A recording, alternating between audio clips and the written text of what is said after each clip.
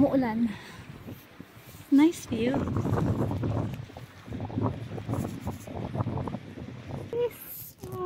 Malamig, maulan. I'm in Norway. Habulin natin ang Northern Lights mamayang gabi. Sana may makita tayo.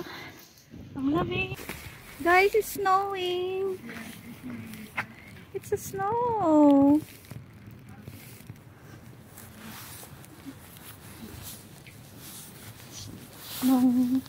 Nagsa-snow na po.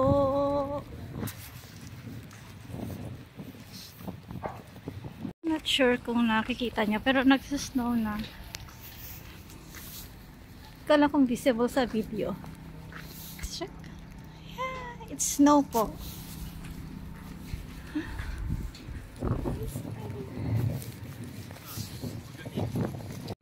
Yun, I know, maulan.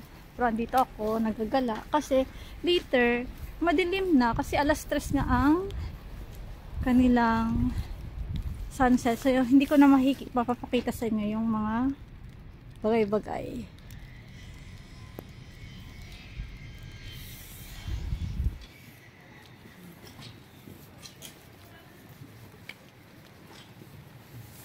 Oh, look guys, there.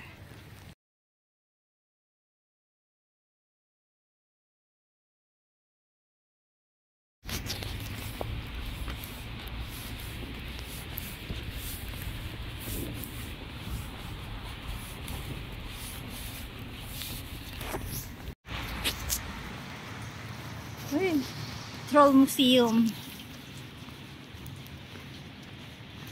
Gagala lang tayo kapag sumakit na yung paa, saka na tayo bumalik sa hotel. Kasi alas 3 naman ang check-in sa hotel, so hindi pa ako makakapasok doon.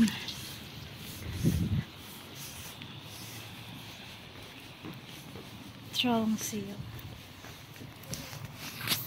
Kaya ako naglakad kasi gusto ko pumunta ng souvenir. Grabe naman yung snow na yan. Nakakaano. Mamig.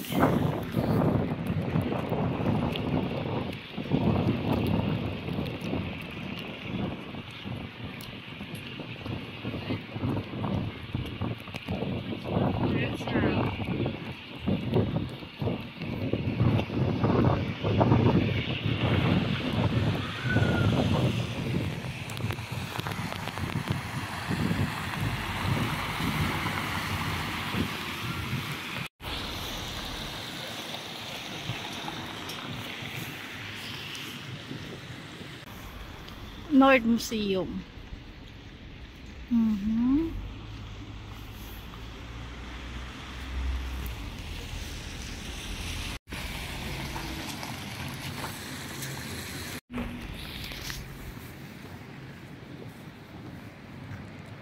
Minsan maganda ang panahon, minsan ano, pahapyaw lang ba. Yung ano na sa kanila, wala silang traffic light. Yung mga traffic light nila ay yung mga major lang, like mga pang bus, pero yung mga pang kotse nila, parang wala naman ako nakikita. Tulad niyan, wala.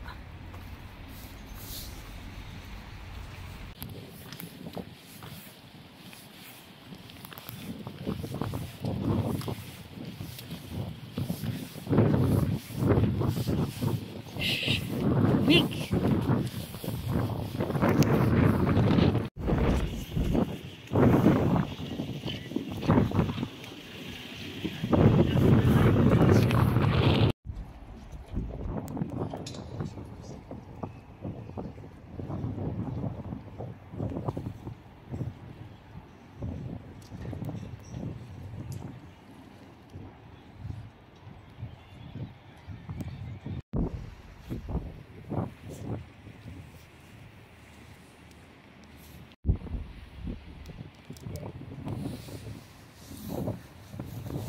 Na malibot ang buong tram. So, pagod na ako.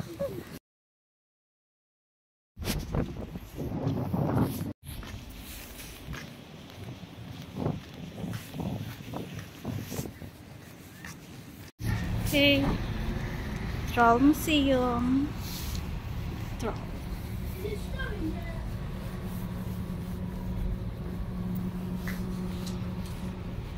Ayan, nag-snow na naman.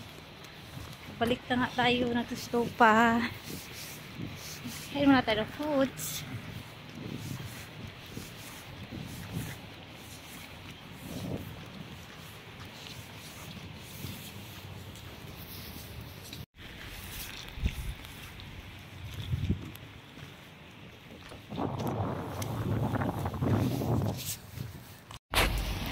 May nakita kong 7-Eleven. Sayo natin kung anong makakain dyan.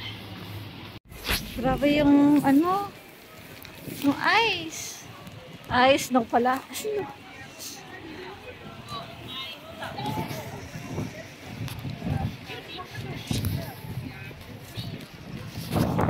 Okay.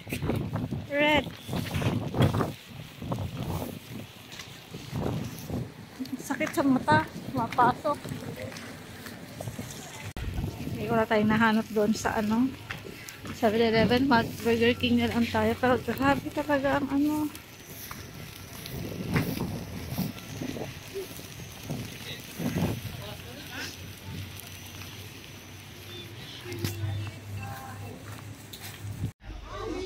Grabe yung snow.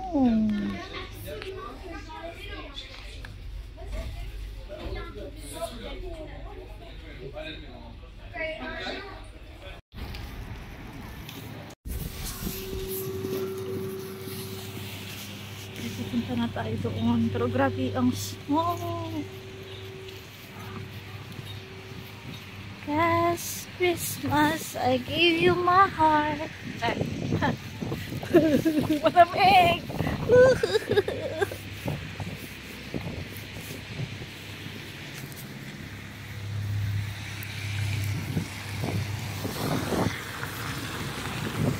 Tama ba't nang tinatahak sa buhay?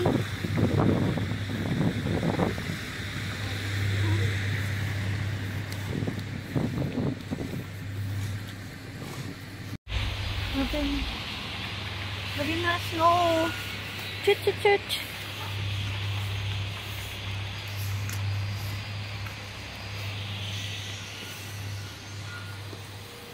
Ano tayo dito? I'm in my room now. Wow. Oh, so nice. Look. Aww. Ganda to pag morning.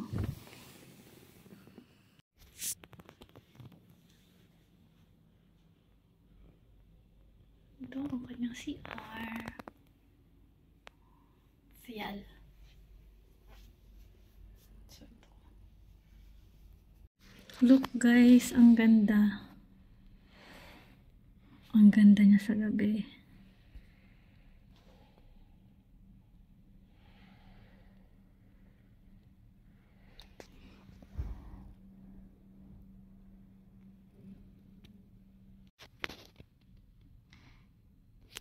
It's still 3:30 ng hapon. Pero gabi na dito.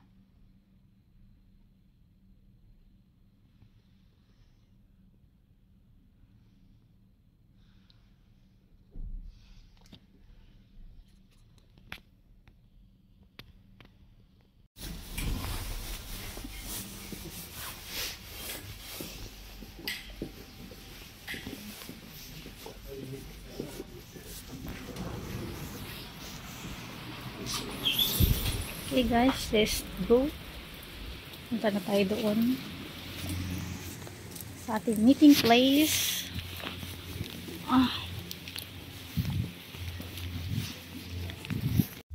Maulan. Maulan.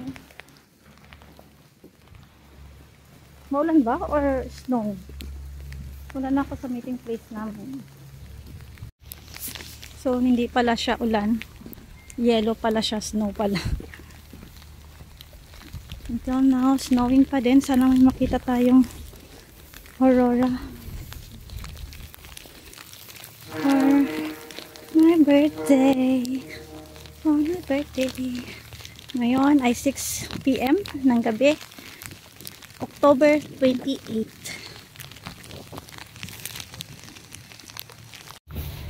So, we're we're going na guys.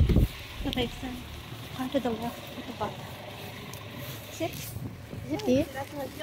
Can we open the door? Ang dami na pala tao.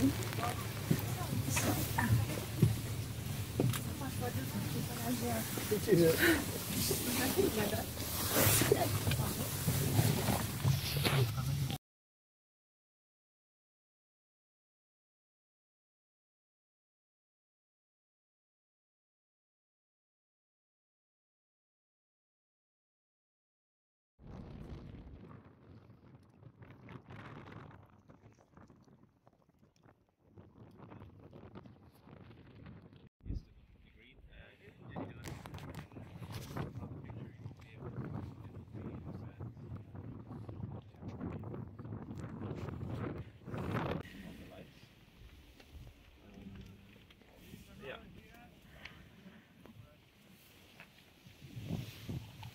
most partly Asian people coming to Tromsø, and they stayed outside the hotel just in their t-shirts, like in the snowstorm, looking up, trying to see the northern lights. And then people figured that, okay, we can make a tour and bring you guys out to see the northern lights in a better way than from the city. And back then, it was one tourist shop in Tromsø, in the city center. And now I think there are maybe 10, 20, I don't know, lost count. So back then, Tromsø was for the local people. Now it's more for you guys, and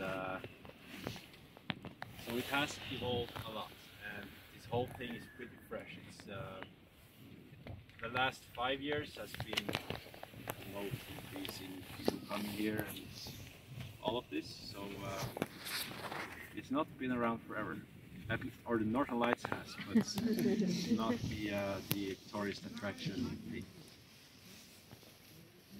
But yeah, theoretically the Northern Lights should have been here as long as the sun and the earth has been around. So I guess you could say, even when the dinosaurs was here, the Northern Lights should have been here. So it's way older than us. I think people several hundred years ago probably made their own opinion on what Northern Lights is in different ways, based on religion and whatever.